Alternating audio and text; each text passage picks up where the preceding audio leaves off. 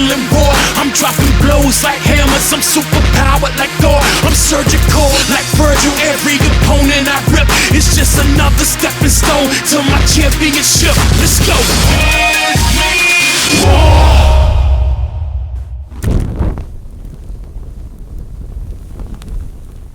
I'm gonna play as my B team, just kind of make this a little more fair and show people more stuff. I always have to have Geese. He's like my security blanket. every KOF I play that has Geese in it, he's my main. He's like my main of all fighting game mains, and I always have to have him on my team. I just feels wrong. I fucking adore the one where Maximilian, the boss rage where he has to fight, I think it's CVS versus Street Fighter, whatever the fuck, where he just goes, Geese! Geese! And like the camera zooms in on Geese and it just shakes around. Yeah, Geese is the man. He's like one of the coolest characters in the storyline, but even the developers, he's like one of their favorite characters. I actually kind of like Hein.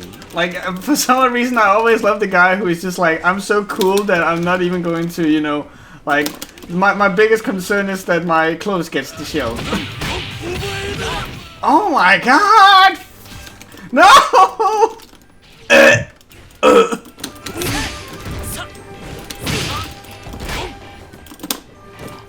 What do you have, bro? Andy! Hey! He has finally, at this point in the story, gotten together with Mai. Oh! Like, for the longest time, there was this whole thing like Mai really wanted him, was like, no, we trained together, we grew up together, it's weird, you're like my sister. Even though, like, the big titty lady wanted to jump his bones more than anything. Like, her death cry, not death cry, but if you knock her out, her cry was, Andy! And you never know exactly when they finally got together. Now you know they do, they're dating and everything. But in one of her intro poses after they do, obviously they've had sex, and the reason you know is her intro pose, she teases against Andy in some of the later games. She teased Andy by holding a baby, and he was freaking out, like, what? And then she like moves her arm to reveal it's a puppet, and she laughs at him. Haha, pregnancy! That's their intro animation to each other. Like, that's how you know when they did it. Look at this Polnareff Andy, the motherfucker. baby's yours. Just fucking with you. Alimony. Oh, I know I said Antonov is the best new character, but the other best new character is Kukri here. The Like, asshole. you think, oh, mysterious Sasuke guy. No. That ain't how SNK works. SNK's character is fucking creative with his characters. Oh no, this combo. Oh fuck, I didn't do the last part with the fucking super. Kukri is a giant dick. Like, in a way you usually don't see in Japanese-made games. Like, he has the best fucking win quotes. Oh, come on! I was doing sick shit! And all his lines are the dickish stuff. And I found out even what he's saying at the beginning of the fight, and it's the sudden boss battle. The sudden boss battle. And you mentioned how one of his moves is a reference to a Lordy song? No.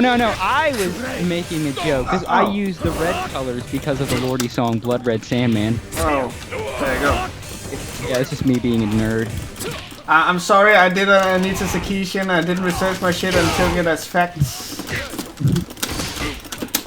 Oh, come... You would think that when I have a fucking counter move, I could use that. Yeah, I just see because the stream footage is delayed. Yeah. So I just saw you. I think you accidentally did his scoop off the ground move. Yeah, do the counter. I did. I panicked. Yeah, his counters all done with kicks. So. God, it's like the bastard cross between Paul Narev and the fucker from Oh my god, Final did you see his wing quote, by the way? No, what was it? I'll post your address on the internet now. Kukri's an asshole, he's hilarious. Again, his wing quotes are the best. The only people he's not a dick to are the women who he just creepily hits on. And you know, like, it's not even like he's being, you know, menacing. It's like, this is like a prank. This is like some super, you know, like high school shit. Haha, I'm gonna post your address. I really do like that elbow. I've always had a thing for, you know, just pushing your elbow into someone's throat. In games, I might mind you. I just realized how sick that could sound. I'm so lucky. What are you gonna do?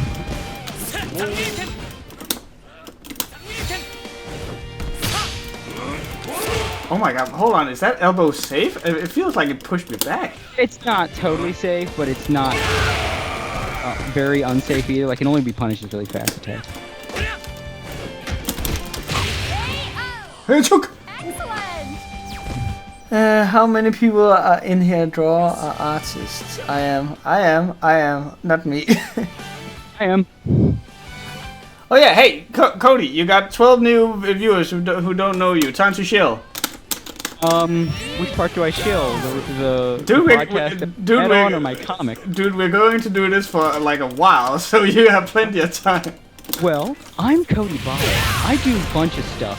I manage the site Anime Outsiders, where I host the flagship podcast, and we're basically an anime site for people that hate nerds. Like, look, do you like anime but you fucking hate otaku, and you're embarrassed to tell your family you like anime because 90% of anime makes you fucking cringe? Well, then Anime Outsiders is the site for you. That's basically what we are. Do you like anime and do you hate anime? Yeah, we're a voice for those people. We're a voice for people that like anime, but we're kind of sick of its shit. And we're looking for good stuff, and, you know, reviews where you can trust it, and we're not gonna fucking, like, oh no, this Lolicon anime is heartwarming, which is a real review Anime News Network gave. And our podcast is basically like Howard Stern or Opie and Anthony for anime fans. Mostly Opie and Anthony. I don't know how many of you are familiar with it, but it's like a huge inspiration. I love those guys. I mean, the show's over now, but like Anthony, the funny one, is going on to do his own thing, so that's great. I'm just gonna do this combo. Don't I have like a projectile or some shit, or is that the best I can do? Only his climax goes full screen. Yeah, I know, my climax goes full screen. Riser, I'll fucking kill you. Okay. I'll drive down to Denmark in a Mack truck and just crash through the wall of your house. So yeah, we're basically anime shock jock. Super politically incorrect. Oh, by the way, in this game, if you want to build meter and nobody's approaching, you can just spam a special and it'll build meter. I mean, I have full meter, so I don't need to do that, but... Meter. If you have like a really quick special, it's good to do that if you're at like full screen and your opponent refuses to do anything. Oh! Yeah, that's his basic, like, non-max mode combo. Rapuken! And then I will continue shilling once I do this combo. Oh, god damn it! Rusty with this guy. Anyway, shilling. And for those who don't know, I basically met Riser when I decided to have him on our show because we'd done a couple episodes on manga-themed webcomics that were shit, and we just basically make fun of them and tell our viewers about them. And like we've done a bunch of webcomic episodes, and we've been watching Riser shows. Let's have Riser on. Just talk about fucking webcomics. And I learned a lot. A lot of stuff I didn't want to learn. I actually want to see the stream real quick because I know it has different quotes, but I just want to see what win quote I get. Now you're just another loser too. See, mine is like hee hee hee. Today's cloudy with a chance of sandstorm. For fuck's sake. Oh, one of his win quotes is really just like, "This is great. I should take a picture of this." And you hear a cheech. Seriously, you hear sounds too? You hear the sound of him taking a picture of the camera. Well, you defeat. No wonder they didn't have, you know, like the funds to make, you know, voice acting in the winning cutscenes when they were busy putting it all in win things. Yeah, there's so many characters. It'd be too hard to dub. You have to find voices for like, what is it, 50 characters in this? Kitchen Nightmares is a pretty good anime. But anyway, so yeah, we had Riser on, and the end of the podcast basically became that moment from Step Brothers, where it's like, did we just become best friends? Yeah. Like, here's someone who shares my like for just shitting on this. and like before you go on, I think it like I started thinking about this because you had like a small little fight on Twitter with a guy who really likes Skullgirls, and at that moment it kind of struck me. I don't think that like I can't come up with anyone in the world that I disagree with more than you. But despite of that, we're still able to, you know, like be friends. And I think like there's a lot of common ground on a lot of stuff. Like you love Gurren Lagann and I hate it. Yeah. Like that right there. Yeah, like I be such good friends despite the fact that I hate your favorite anime, which usually leads to friendships collapsing. Yeah. Like it's a lesson. Yeah, and I just want to, you know, like pass that on because like if you and I can be friends despite, you know, like you hating the thing that I love and I probably hate a thing that you love, then like unless you hate like Cowboy Bebop or something. How, dude? There's no person on planet Earth, at least anyone who deserves to live, who can hate Cowboy Bebop. Well, there was a guy that I know of, one of the reviewers, one of the people in the anime podcast scene that's like now in this club of people that obsessively hate me and my podcast. I should point out to our listeners, I have a hate club. There are people that have been obsessed with my ass for years. We actually did an episode about them because they came back. Yep, there it is. Victory! Player two. Yeah, what was I? Oh yeah, one of the guys that is in that club thinks that Cowboy Bebop is overrated and isn't as popular, isn't as good as everybody thinks it is. And then goes on, he's one of those guys that tries to sound pseudo-intellectual, like we were making fun of him, that he was gushing about, what was it, I think Revolutionary Girl Utena. What? He was like showing screenshots, because there's this thing like anime podcasters do where they post screenshots of shows they're watching instead of just watching the show.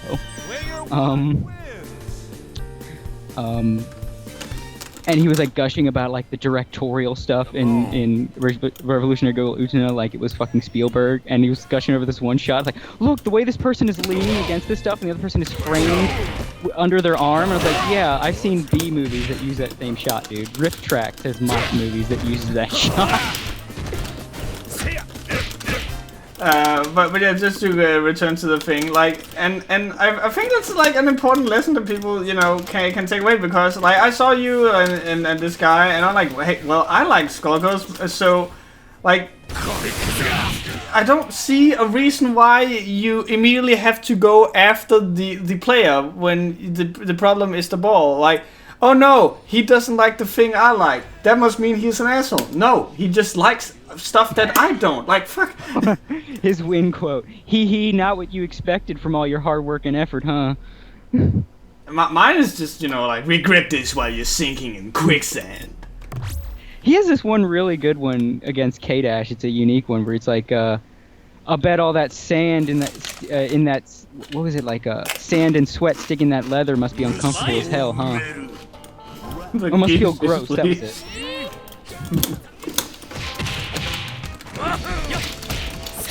So yeah, I just wanted that to be like a lecture for people. Just because you disagree on something doesn't mean the person who disagrees with you is an asshole.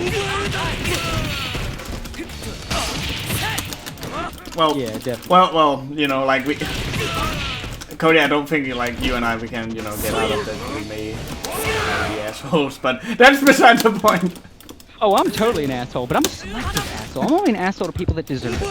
That's my philosophy. Like, if you deserve it, I will be the biggest dick to you. Like, because you're shitty, so I should treat you shitty. But if you're a good person, I ain't gonna treat you shitty. Like, you like shows I hate, so I'm not gonna like make fun of them. Because I like you, you're a good person. But if you were a shithole, I would be making so many cracks at Gurren Lagann to fuck with you. But I don't, because I have no reason to fuck with you. Also, to answer your person in the streams question, in KOF, there's marquees in certain stages. This is the training room stage. And you can actually just set what the marquee comes up. Since I'm player 1, it's my marquee, which I have as the Geese's lease. So you can write whatever you want in there. So if I ever decide to take this online in ranked or something, I'll just be like, hey, go to my YouTube channel. Check out. People have done that. Check out my mixtape, bro. Yeah, put up like Twitch links in there. I've seen it. That reminds me, it was fucking weird. Like when you know, you haven't streamed before, so you probably don't know this, but when you stream on Twitch, you have to like decide what, like you have to tell the thing what game you're about to stream. They don't have an option for KOF 14. So Really? for all intents and purposes, we're now streaming KOF 13. That is bizarre. And the weird part is, I couldn't find King of Fighters 13 without writing KOF. Writing King of Fighters brought up like a thing called number 1 and number 2. What the fuck, Twitch? Why you gotta hate on KOF? Well, you said it yourself. It's not, you know, like exactly a major thing here in the Well, it isn't like Mexico is huge. In China and South Korea, it's also huge.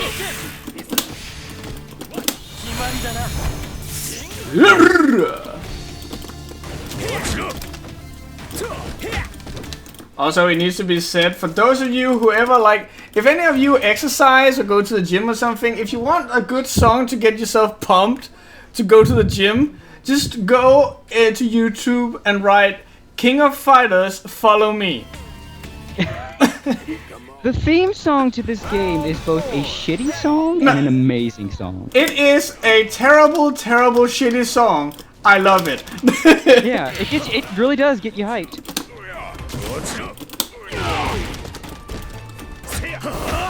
Like when you and I talked on Twitter about, like, I made a tweet that I was going to stream with you today, and I wrote the follow me in all caps. For some reason, my phone showed your tweet as just, you know,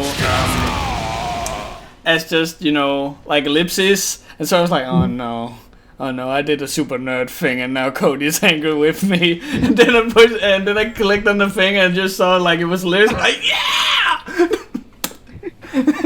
By the way, his one quote of my end is, "Hey, dickhead, don't let me see you again." I hope everyone learns to lose as quickly as you. He's great. Okay, what I'm gonna do is I'm gonna pick characters I'm not so good with, not just to kind of make this fair, but I'm gonna show you some of these characters and what they can do. Let's see.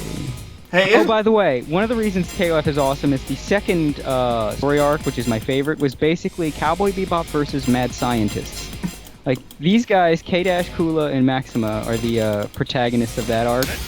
And K-Dash is basically, his personality is basically Spike. Maxima is basically Jet. And the villains were a team of, like, an organization of crazy mad scientists. That wanted to basically use their science to take over the world, or do, like, all their different members had different, Oh, okay, I didn't want to pick Geese. The game made me, like, no, Cody. Oh, hey, I picked Athena, like, fuck. Well, Athena's super easy to use. She's definitely a beginner character. Yeah, it was like, their designs were great. All of them, like, pretty much had ulterior motives. And they're all, like, using the power of science and shit. And it was basically all insane. Like, it was, I'm not kidding when they said they're mad science. Like, remember how Riser said earlier about a lion that plays tennis? That lion is the pet of one of the members of this group, Ness. Okay, can I just say that it's weird how much I really like Hein. Like, just the fact that all of his moves are, like, named for pieces on the check, you know, like, checkers, play a game of checkers. Like, he has Rook and, like, No, I think it's I thought it was cards, like King. No, Jack. he has Bishop and Rook and stuff like that. Hey, okay, yeah, you're right. Okay, that's, by the way, the thing I'm doing now is a trick of King Dinosaur. You do a jumping key early, so if they try to do a jump in, you'll catch him because it's huge. Hey, isn't that T-Sock? Yeah. No, it's King Dinosaur. That's King Dinosaur. It's a totally different person. For those who don't know, King of Dinosaurs is T-Sock from Garo and a couple King of Fighters games, who is a Mexican luchador. And the thing is, King of Dinosaurs is his new wrestling persona. He's trying a heel persona Because usually T-Zog, he's a fighter for justice, and now he's being the dinosaur. He's trying to be big, mean dinosaur, but he'll like sometimes slip into his other persona by accident, and then his dialogue with Terry in story mode is great. This Terry just does not respect kayfabe. Also, I think like if no one in the stream, well, if someone in the stream hasn't, you know, seen King of Fighters before, you, even without knowing it, you probably know some quotes from KOF, probably from Terry. Or Geese. Everybody knows predictable. Predictable. But yeah, come on, get serious. Cash it. Time for the big round. Here's the big one. Here's the big round. I fucking love English so fucking much. Yeah, like, here's the thing where the American characters will all speak English during their quotes. Isn't like also Athena is another SNK Smash Brothers type thing. She originally came from this game called Athena, but in that she was like a goddess. So when they brought her to King of Fighters, they made her like an idol girl with magical powers. Let me see if I remember how to play Chang. yeah, like isn't the whole thing that she is Athena reincarnated as a pop idol thing? I think, yeah. She has this mysterious psycho power, no relation to M. Bison, which might have been a joke by SNK because they did, as Capcom SNK would take friendly digs at each other. Did I just do a super cool thing? Holy shit, yeah, I did. Oh, I hit you with my bankai. That's straight up DBZ reference. Yeah. She straight up just freezes Death Ball. Yeah, I love it. God, he has such... I don't remember anything. I played Chang a little bit for like 5 minutes. I fucking love his super hot ultra climax thing where he smacks you so hard that you, for all intents and purposes, fly all over the globe and end up behind him. I don't even remember how to do that. Come on, get serious! Buster Wolf! I love you, Terry! Are you invincible? Oh, what? Like, for real, I would pay good money for a jacket like that. Oh, listen to the music. Dude, I have the shit muted. Oh, you're talking to the viewers. Yeah. Come on. When Geese and Terry fight, it plays Geese's theme, Oh, of course.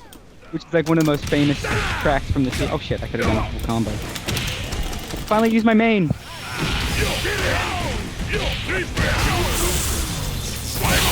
Double Rapuken! And that is how Rice's asshole started, whenever he started fighting, would sound like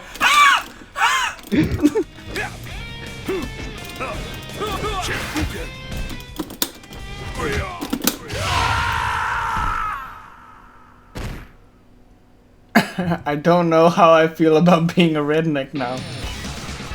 Fun fact: you know how a lot of fiction and stuff will take place. They have like a fictional New York. Yeah? Gotham City is New York in DC. Southtown, which is like the big important city in KOF, like a lot of SNK's fighters take place in Southtown. Fatal Fury takes place in Southtown. A lot of people from Southtown. Southtown is a fictionalized version of a real city, but it's not New York. It's Miami. So basically, Miami is the center of the world in King of Fighters. I like that. I don't know, like, this is the worst projectile in the world. Well, here's the thing. That move is actually two-parter. You hit, I don't know what you hit, but you hit something immediately after and he'll dash through it. Okay. It's actually for combos and approach. You hit that and then you hit something else. I don't know what the input is. Yeah, there it is. And he dashes through it.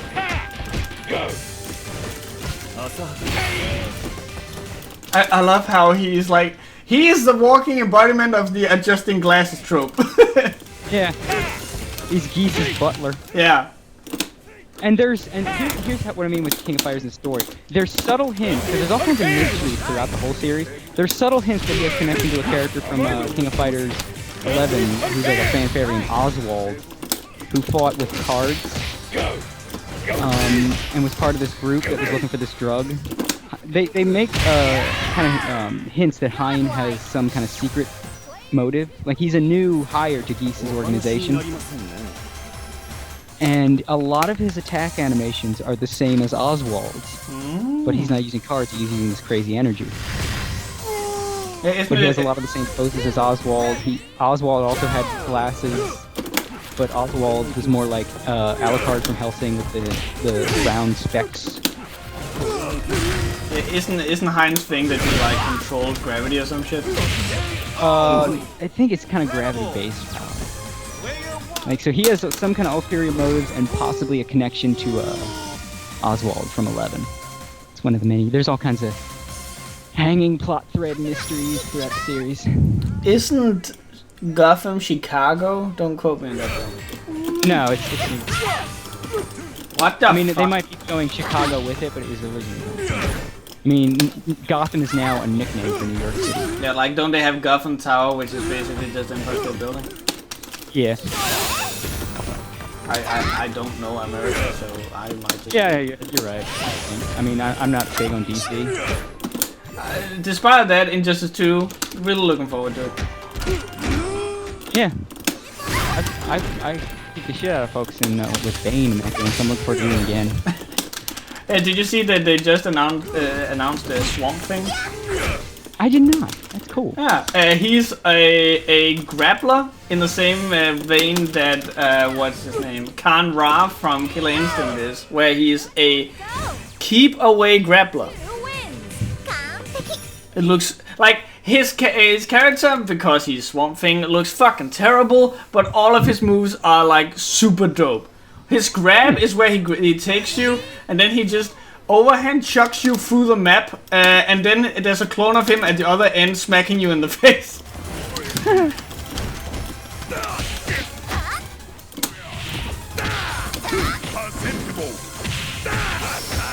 Oh fuck! Like a weird connection hiccup, like right there. It's like the connection's actually pretty smooth, but it sometimes just has like a. Yeah, like despite us being in a call and me streaming and being pretty far apart, there's like little to no hiccups on my end. Yeah, it's pretty good. They've done a lot to fix the connection. Like, I think he really fucking cares about this game.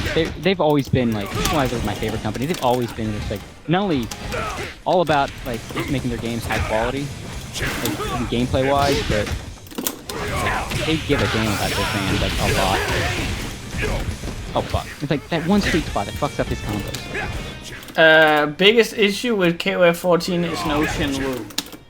Funny thing about Shenwu, there's a little hint that he may be an amnesiac, like Chrysalid from the Nest side.